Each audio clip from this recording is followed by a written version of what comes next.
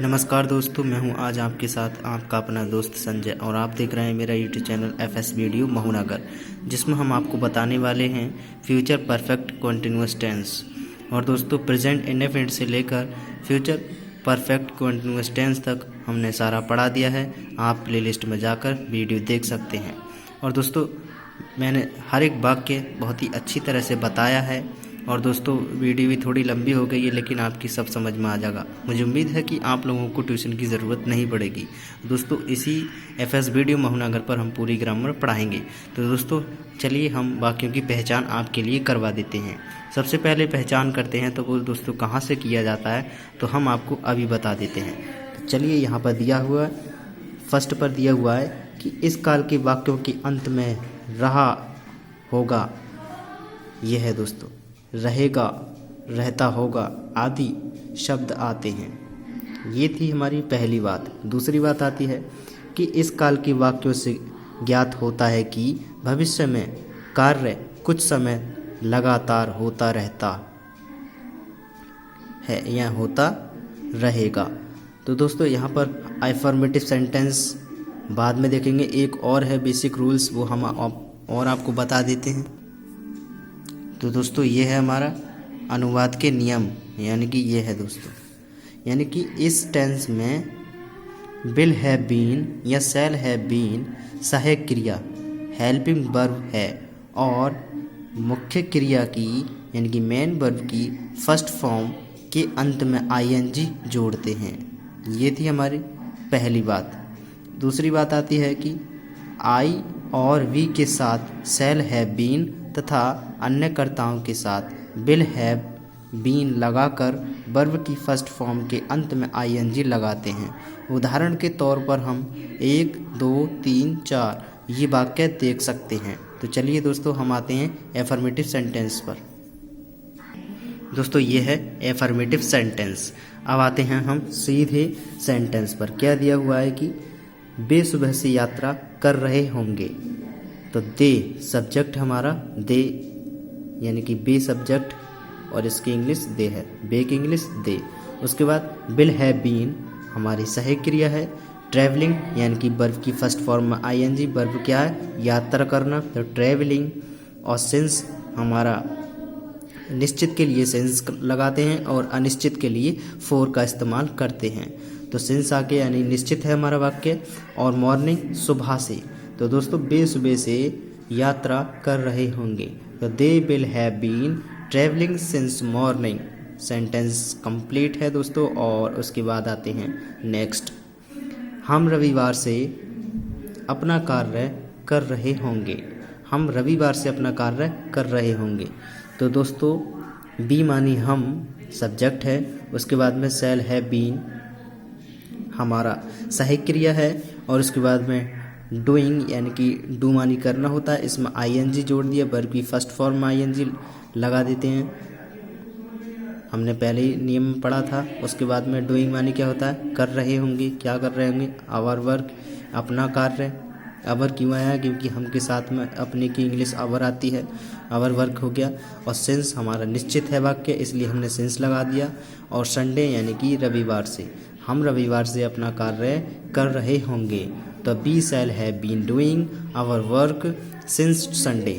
Next, Shiva 4 घंटे से पढ़ रहा होगा। दोस्तों, शिवा 4 घंटे से पढ़ रहा होगा। तो सबसे पहले सब्जेक्ट आ गया शिवा, विल हैव बीन हमारी सहायक क्रिया आ गई दोस्तों। उसके बाद में रीडिंग, रीडिंग मानी पढ़ रहा होगा। फोर यानी कि अनिश्चित वाक्य है, इसलिए फोर आ गया। और फोर यानी कि FOUR फोर, ये फोर जो होता है दोस्तों, ये 4 के लिए होता है और ये अनिश्चित के लिए होता है दोस्तों। यहाँ पर आ गया हावर्स यानी कि घंटा, घंटे की बात चल रही है। तो शिवा 4 घंटे से पढ़ रहा होगा। तो Shiva will have been reading for 4 hours. Next आता है दोस्तों ये 7वां, तुम दल यानी कि तुम कल 10 घंटे तक अपना समय नष्ट करते रहोगे। दोस्तों, सेंटेंस है और इसको कैसे बनाया है वो हम समझा देते हैं। तो यू मानी तुम, इतनी बात समझ में आ गई। यू मानी तुम, विल हैव बीन हमारी सहायक क्रिया हो गई। अब वेस्टिंग यानी कि नष्ट करना या बर्बाद कर देना। दोस्तों बर्बाद करना, क्या बर्बाद करना? योर टाइम यानी कि अपना समय, तुम के साथ में अपने की इंग्लिश योर आ गया तो योर टाइम, अपना समय। 4 क्यों आया दोस्तों? क्योंकि हमारा वाक्य अनिश्चित है, 10 घंटे पता नहीं हमें कौन से के हैं, कल के हैं, परसों के हैं, कब के हैं 10 घंटे। तो दोस्तों यहाँ पर 4 आ गई यानी कि अनिश्चित वाक्य है, इसलिए 4 आ गया। और 10 मानी 10, आवर्स मानी घंटे, और टुमारो यानी कि कल। हाँ दोस्तों कल के हैं, कल 10 घंटे यानी कि wasting your time for 10 hours. फिर भी वाक्य हमारा अनिश्चित ही है। तो दोस्तों यहाँ पर दिया हुआ है कि तुम कल 10 घंटे तक अपना समय नष्ट करते रहोगे। तो you will have been wasting your time for 10 hours tomorrow. दोस्तों नेक्स्ट, दोस्तों अब आता है नेगेटिव। नेगेटिव देख लेते हैं। सबसे पहले अनुवाद के नियम, यानी कि विल शैल सहायक क्रिया के बाद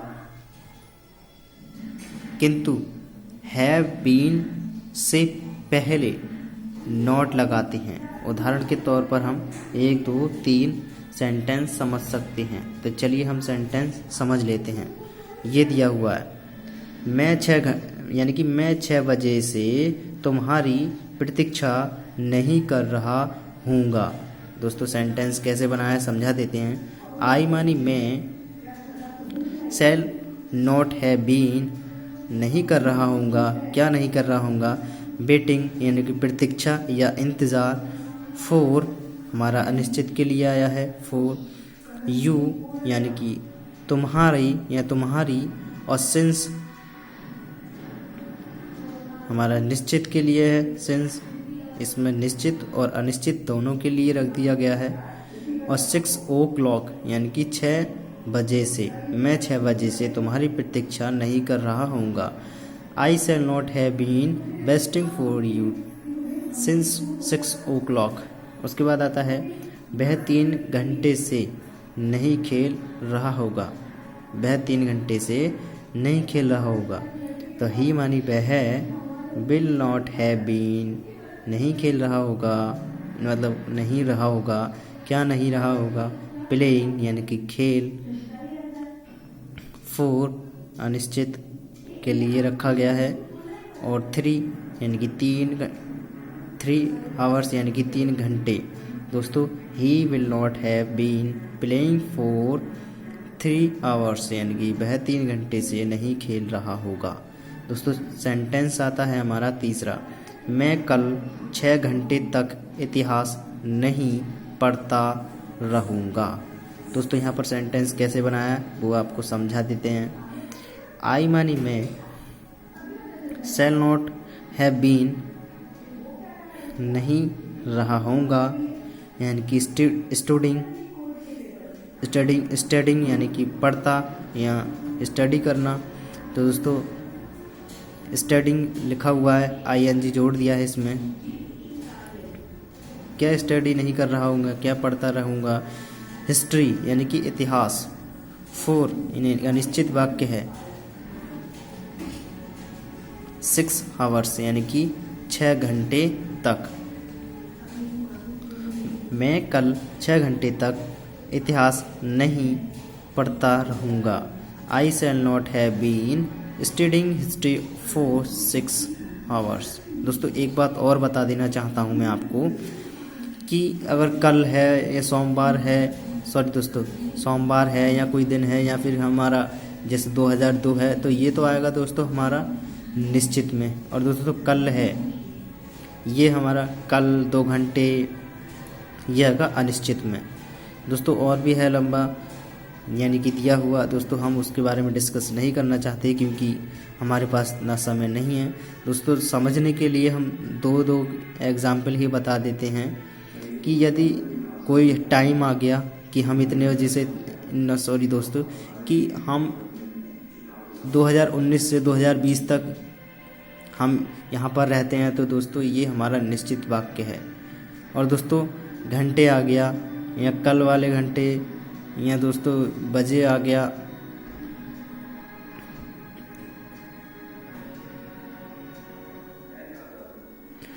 अगर दोस्तों बजे आता है तो हम सेंस का इस्तेमाल करते हैं, और घंटे आ गया तो हम यानी कि अनिश्चित हमारा वाक्य रहेगा। दोस्तों निश्चित और अनिश्चित में क्या अंतर है वो हम आपको बता देते हैं। तो दोस्तों यदि हमारा वाक्य सुबह से या 2002 से या कोई दिन रखा हुआ होता है तो उसमें दोस्तों सेंस का प्रयोग करते हैं, और 6 बजे या दोस्तों कोई बजे होता है तो उसमें भी सेंस का इस्तेमाल करते हैं, क्योंकि हमारा बिल्कुल निश्चित वाक्य है। और दोस्तों जो अनिश्चित होते हैं उसमें घंटे भी आ सकता है दोस्तों, 2 महीने भी आ सकता है दोस्तों, कल के 10 घंटे, 5 घंटे, 2 घंटे ये भी आ सकते हैं दोस्तों, दोपहर के समय के 2 घंटे, 4 घंटे, 6 घंटे ये भी आ सकता है दोस्तों। 4 अनिश्चित में करते हैं और सेंस निश्चित में करते हैं। तो चलिए दोस्तों नेक्स्ट दोस्तों ये है अनुवाद के नियम। नियम नंबर फर्स्ट आता है कि यदि प्रश्नवाचक वाक्यों में कोई प्रश्नसूचक शब्द वाक्यों के बीच में है तो सबसे पहले प्रश्नसूचक शब्द की अंग्रेजी लिखकर कर्ता के अनुसार विल शैल का प्रयोग करते हैं। उदाहरण हम 1, 2, 5, 7 समझ सकते हैं। तो दूसरे पर आते हैं, प्रश्नवाचक वाक्यों में यदि क्या शब्द सबसे पहले हो तो क्या शब्द के लिए वर्ड का प्रयोग नहीं करते हैं, बल्कि ऐसे वाक्यों में कर्ता से पहले कर्ता के अनुसार विल या शैल का प्रयोग करते हैं। उदाहरण के तौर पर हम तीसरा और छठा समझ सकते हैं। नेक्स्ट, और दोस्तों हमने फॉर्मूला नहीं लिखा है, वो हम इस सेंटेंस में ही आपको बताएंगे। तो चलिए हम बता देते हैं। ये सेंटेंस पहला कि मैं सोमवार से कहाँ रह रहा हूँगा। तो दोस्तों मैं सोमवार से कहाँ रह रहा हूँगा और प्रश्नवाचक चिन्ह है। तो दोस्तों सबसे पहले कहाँ की इंग्लिश आएगी, क्वेश्चन वर्ड। सबसे पहले कहाँ की इंग्लिश, वेयर। दोस्तों ये लिख गई वेयर।